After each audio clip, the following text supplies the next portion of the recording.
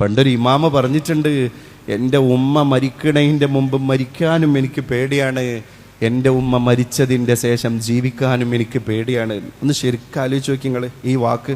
ഉമ്മ മരിക്കണതിൻ്റെ മുമ്പ് മരിക്കാൻ പേടി എന്താ? ഉമ്മാനെ നോക്കാൻ പിന്നെ ആരാ ഉണ്ടാവുക? ഉമ്മാനെ ശുശ്രൂഷിച്ചിട്ട് എനിക്ക് കൂലി വാങ്ങാൻ കഴിയൂലല്ലോ. ഉമ്മ മരിക്കണതിൻ്റെ മുമ്പ് ഞാൻ മരിച്ചാൽ.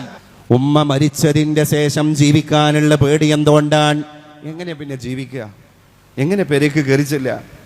എത്ര വർഷമായിട്ട് ഉമ്മ മരിച്ച മക്കൾ ഈ സദസ്സിലുണ്ടെങ്കിലും ഒരു നിമിഷം അവർ ആലോചിക്കും, ഓരോ ഉമ്മാന്റെ ആണ്ട് വരുമ്പോഴും ഉമ്മയില്ലാത്ത വീട് അല്ലേ, ഉമ്മയില്ലാത്ത വീട്. ആദ്യത്തെ ഉമ്മ മരിച്ച 3 ദിവസമൊക്കെ വീട്ടിൽ ആളും ബഹളമാ. എല്ലാവരും ആണ്ട് പിരിഞ്ഞു പോയിട്ട് തഅസിയത്തിന്റെ ദിവസമൊക്കെ കഴിഞ്ഞിട്ടുണ്ടല്ലോ. ഉറ്റവരും ഉടയവരൊക്കെ അവനാന്റെ കുടിക്ക് അന്തപ്പക്ക മിന്തപ്പക്കാണ്ട് പോയതിന്റെ ശേഷം ഉണ്ടല്ലോ, പെരയിലുണ്ട് നിറഞ്ഞു കിടക്കുന്ന ഒരു ശൂന്യത. ഒരു മുറിക്കും ചെല്ലാൻ വയ്യ.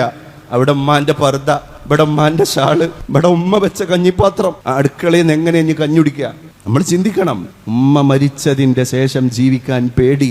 അതുകൊണ്ടാണ് ഒരു മഹാനായ ഇമാമ് പറഞ്ഞത്, ബാപ്പ മരിച്ചു, ബാപ്പ മരിച്ചപ്പോ ബാപ്പാന്റെ സ്വത്ത് കോരിയൊക്കെ മക്കള്, സിബ്ലിങ്സ്, അഞ്ചന്മാരുണ്ട്, ഏട്ടന്മാരുണ്ട്, പെങ്ങന്മാരുണ്ട്, എല്ലാവരും ബാപ്പാന്റെ സ്വത്തും പറമ്പൊക്കെ കോരിച്ച് കൊണ്ടുപോവാ.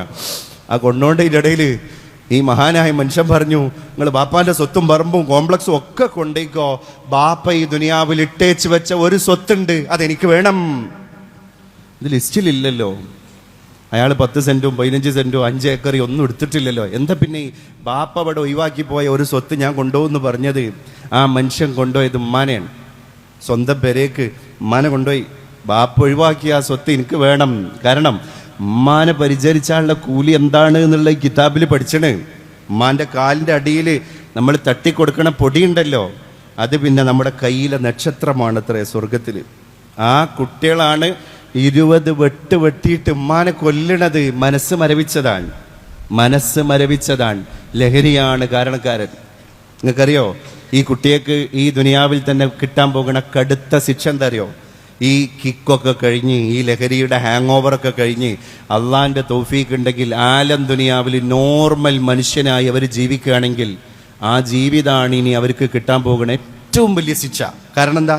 അപ്പം അങ്ങനെ ആലോചിക്കും, എൻ്റെ ഉമ്മാനെ കൊന്ന് ഞാനാണല്ലോ.